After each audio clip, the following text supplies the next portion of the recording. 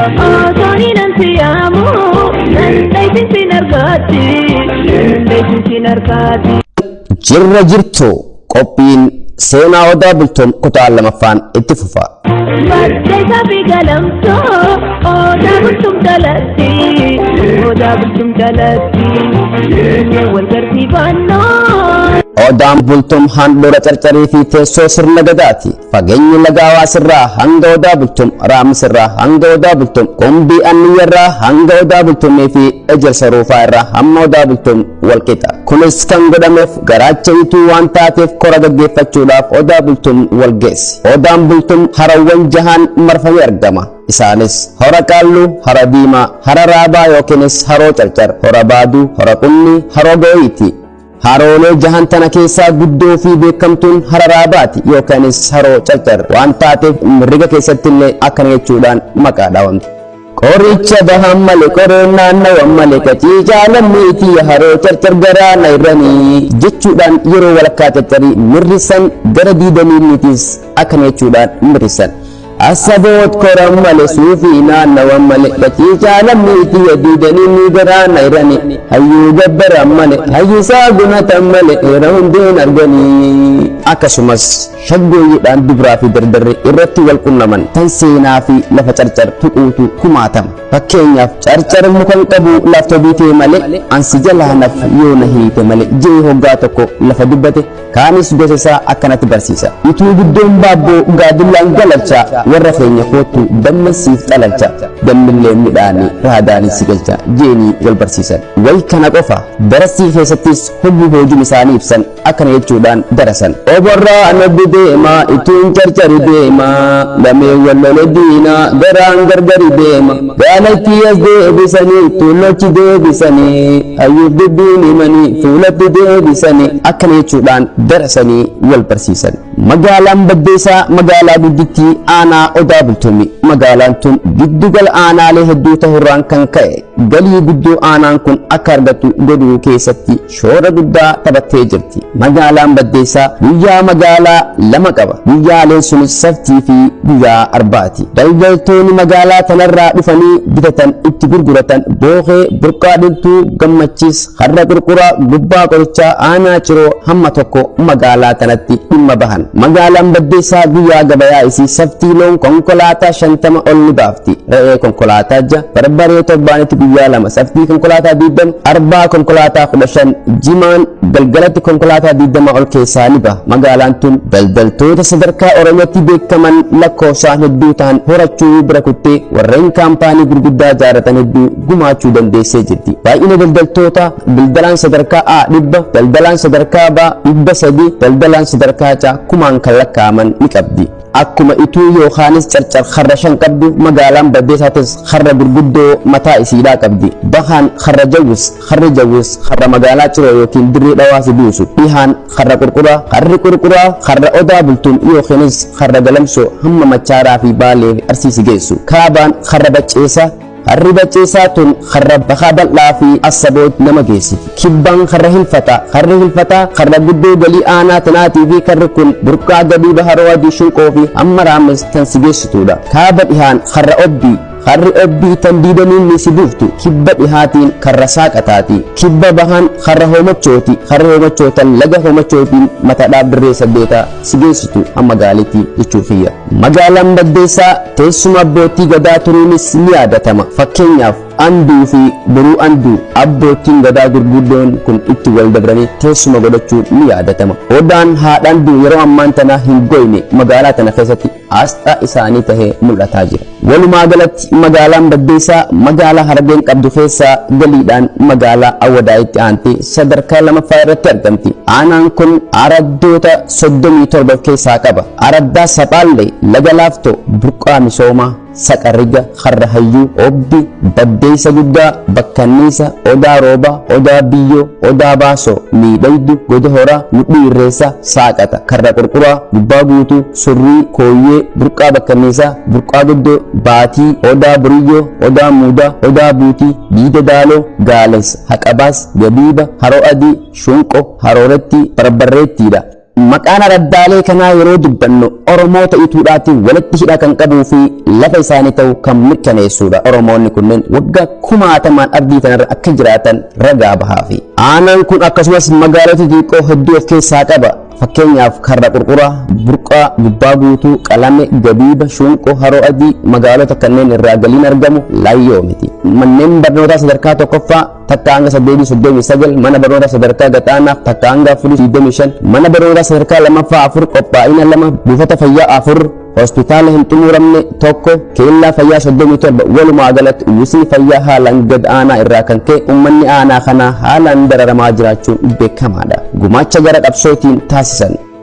Aanaan Odaa Bultum akkuma naannoo Oromiyaa biratti sirna gitta bitaa nafxanyootaa jalatti ilmaan isii kumaatamaan du'aa fi baqaan dhabde. Sirni raabaadorii Oromoo ituudhaatis cabee harka Minilik jalatti kufee lubbuu gootota ilmaan ituu qaqqaalii kumaatamaan itti dhabamte. Hireen isaanii diinaaf jilbiifachuu taate. Lafti ituu gabbattiin bishaanii hundi irraa fuudhamtee alagaaf laatamte tuunis abbaa lafaatiif kennamte. Sirna kana jalatti gootonni ilmaan ituu hedduun dugugamanii qe'ee fi qabeenya isaanii irraa buqaafaman. Haaluma kanaan uummanni aanaa kanaatis lubbuu gootan qaqqaalii abbootii gadaa, abbootii heera, abbootii amantaa, manguddoota biyya, dargaggoota kumaatamaan lakkaa'aman hedduu itti dhabde hamma har'aatis dhabaa jirti.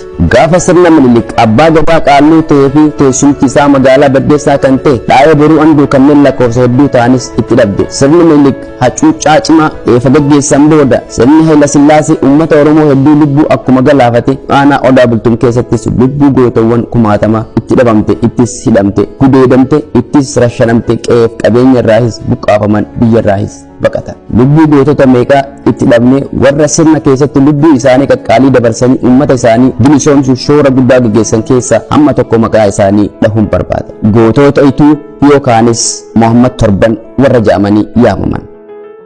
Muhammad Jiloo, Muhammad Jawwee, Muhammad Sayyid Qilxuu, Muhammad Sayyid Shaniyyoo fa'aadha.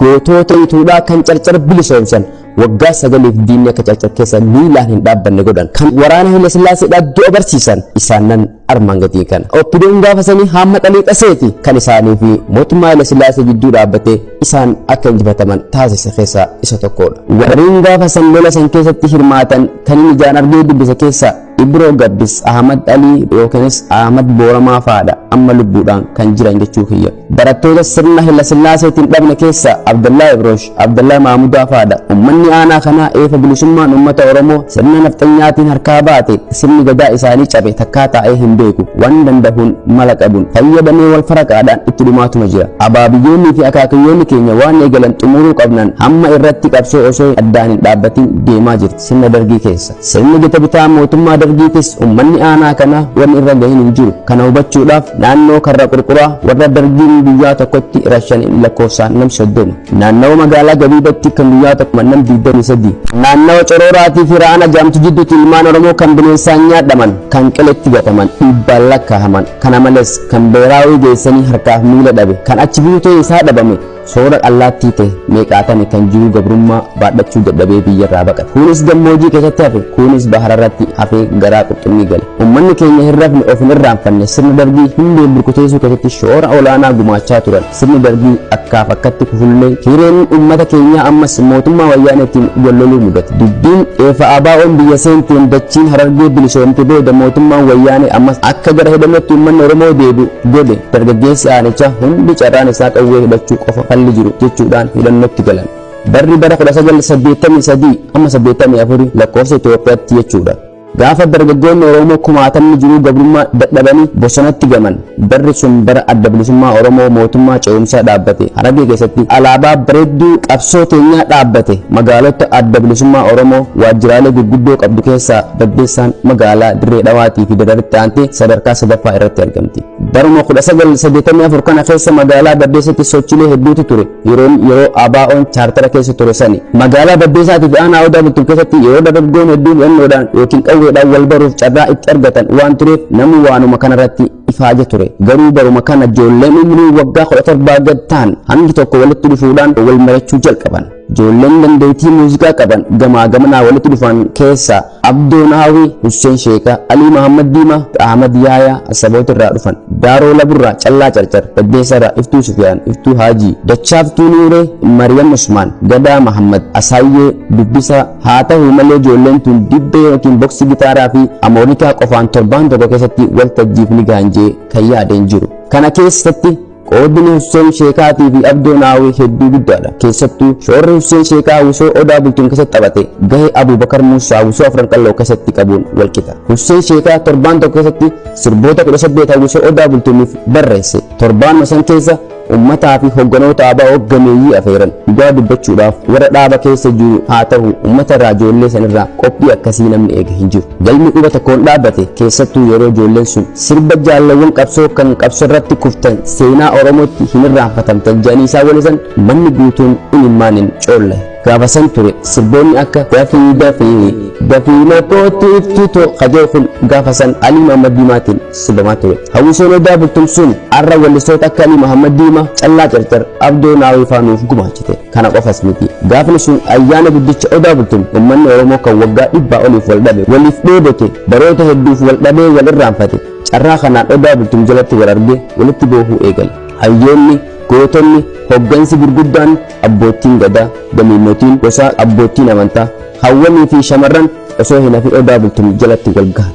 Uummanni Oromoo Walloo kan waggaa 200 oliif sirna mootummaa kaabaatiin uummata Oromoo irraa hafan hundi carraa kanatti fayyadamee Odaa Bultum jalatti uummata isaatiin wal arge. Walliftoonni akka Nuhoo Goobanaa, Aadam Haaruun, Callaa Carcar, Halloo Daawwee, Handishee, Ali Assaboot, Muhammad Sheekaa fi Hawwisoo Odaa Bultum, Hawwisoo Darakkuu hundi asitti wal gahan. Uummanni Oromoo kutaa Oromiyaa hundarraa achitti wal gahanii walitti boohuu eegalan. Odaan Bultum kan waggaa 100 oliif ilmaan Oromoo hundaa miti abbootii gadaa ituutuu keessummeessuu irraanfate yaada hayyoota heeraatiin dheebotee fi sirna isaatiin wal dhabe. Cayaan isaa dukkanoote dheeda loonii taate alaabaa adda bilisummaa Oromoo bareedduu fi alaabaa qabsoo teenyatan taateen faayamee samiif dachiin Odaa Bultum ifte. Guyyaa sani kan Nuhoo Goobanaa sirba kana sirbee uummata onnee sossoosee walitti boodise. Yaa Rabbi galanni kee badu ati Yaa Rabbi galanni kee yoomuu ati Odaa Bultum jalatti Odaa Bultum jalatti Oromtichi Walloo lallabate obboleeyyinsati ganna dhibbaafur yaa Rabbi gabrummaa naftee lamne nuti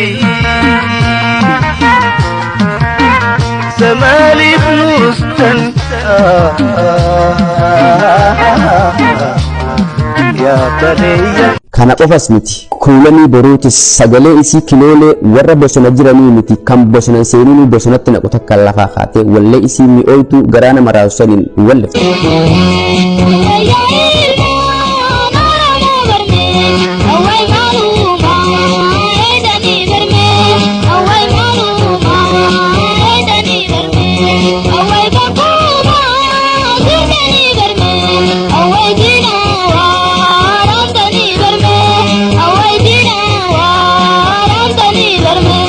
Kana qofaan hin dhaabbanne hundi wal faraqaadhaan waan garatti ukkaamse dubbate firraa baase bilisummaaf akka hidhannoon barbaachisu walitti dhaamee wal hubachiise. Uummanni aanaa Odaa Bultumis kan hirmaannaan isaa olaanaa ta'e gumaacha qabsoo Oromoo keessatti ta'eef dammaqina kanarraa ka'uudhaan ABO'n chaartara diigee waraanni bilisummaa Oromoo gaaratti dachee gaafa sani kan dargaggoonni hambaan manatti hafe ammas bosonatti qajeele. Kanaafis tumamee kunis hidhamee kunis ajjeefame kunis biyyarra ari'ame dubartiin gudeedamtee hidhamtee gocha suukanneessaa irratti raawwatame. Kanaan hin oolle haati kaleessa ciniinfattee deesse ilma isii ciniinfattee awwaallatte. Kan achi buutee isaa dhabde. Kaan hidhaadhaan dhabde, kaan du'aan dhabde, kan manni guutuun dhabame, kan qabeenyi jalaa saamame. Harka qullaa hafeen kan ilmaanii fi dhabee kophaa onatti hafe tokko lamaa miti kan maraatee uffata darbee fiite. Warreen gaafa san wareegaman keessaa Haji Muhammad Muusaa, Jamaal Goolee, Kamaaloo Hamadoo yookiin Fayyisaa Machalluu, Muhammad Aliyyi Caccabsaa, Abraahim Garaada, Aliyyi, Muhammad Usmaan, Muhammadoo Abraahim Usmaan. Agana beekumaa fi maqaa dha'e malee kumaan kan lakkaa'amanii kan lubbuu isaaniillee dhabe. qabsaa'onni kaleessa bubbulaatuma ilmaan itti dhalche qabsoodhaaf qopheesse jechi goota baddaa baalee jaalwaaqoo guutuu jedhe galma ga'e gabrummaa hiddaan buqqifne dadhabne ilmaan itti guddifna jechi inni jee hin hafne qeerroon itti dhadhalatte wayyaanii hafuura itti kutte baruma kana goonni Oromoo jaalbilisaa biriyyoo qabsoon malee bilisummaan hin dhuftu jechuudhaan bosona saaqatatti lixe waraana wayyaanii dhaabaa dhaabbata kutte bara san keessa maadheen ABO guutuu Harargee keessatti hidda gadi jabeeffate shoora guddaa taphataa turte bara san barsiisaa keenya kan ta'e hayyuu gara laafeessa namaa goota dhaloota qubee kan jalqaba jaalabbii aamee lubbuu of biraa dhabne itti fufne fincila diddaa gabrummaa seenne mootummaa wayyaanee kan hidda gadi jabeeffate waraabiyyii fi bitamtoota OPDO wajjin hokkee wal qabne bara hedduudhaaf qabsoo gaggeessaa ture. Bara 1994 magaalaa guddittii Oromiyaa Finfinnee irraa Adaamaa haa galtuu gaafa jaan magaalaa Baddeessaatiif uummanni aanaa Odaa Bultum hiriira mormii cimaa gaggeessuudhaan dura dhaabbate. Bara 1996 bara maadheen dakaa gaaratti hidda jabeeffatte bara 1970 bara Mararaa Guddinaa cinaa dhaabbannee mootummaa wayyaanee hullachiifnee addaan osoo hin dhaabin gara fincila diddaa gabrummaatti seenne. Akkuma Oromiyaa biraa gaafa 2008 hiriira magaalaan teenya taasifte lubbuu qeerroo hedduun itti dhabne boonyee awwaallanne. gaafa sani kan qeerroon ija barbadaa yaqiinoo jamaan rasaasa gawwa ajjeesiin sammuu keessa rukutame hamma arraantanaa wal'aansa dhabee jiruun itti dukkanooyte manatti galee halkanii guyyaa boohee imimmaan haqataa jiraataa jira. Walumaa galatti gumaacha ituun gara qabsoodhaatiin Oromoof goote kan dagatamuu miti. Afaan Oromoof gumaachite. Raadiyoo yeroo jalqabaaf sagalee Oromoon akka raadiyoo hin cabsine mirkaneessite. Gaazexaa maxxansitee Oromoo barsiifte. Iccitii lolaa maal akka ta'e Oromoota barsiifte. Rasaasni Oromoo nafxanya akka galaafate xirootti garsiiftee dhaalchifte. Jaalala Oromummaatiin hammatanii tokkummaan loluu Oromoo barsiifte. Fakkeenyaaf Taaddasaa Birruu fi Elemoo Qilxuutu ragaa bahe. Yoo malaan injifachuu barbaadde iturraa muuxannoo fudhadhu. Yoo gootummaa barachuu barbaadde iturraa leenjii fudhadhu. Yoo beekumsa horachuu barbaadde ituu irraa baradhu. Yoo iccitii eeggachuu feete ituu bira kaayyadhu. Yoo heera feetes sirna baruu jaalattes ituudhaan marihadhu. Ituu biraa fudhadhu. Midhaan barakatee jechuun waanuma jiraati. Daawullaa meeqa ta'een keessa wal hubachuu taati. Faltii qaawaan harii dubbii firraa barii jettiituun. Qopheessan Mucee Amma Muceeti. Gurraan dhala 13 bara 2019. Ya Rab, galanni kee badu ati. Ya Rab, galanni kee